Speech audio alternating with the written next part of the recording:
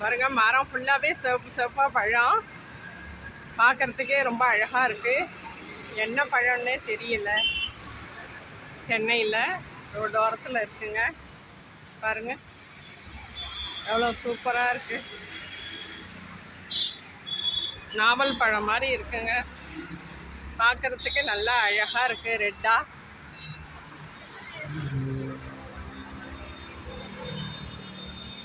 உங்களுக்கு இது என்னன்னு தெரியுமா? தெரிஞ்சிருந்தா கமெண்டில் என்ன பழம்னு சொல்லுங்கள்.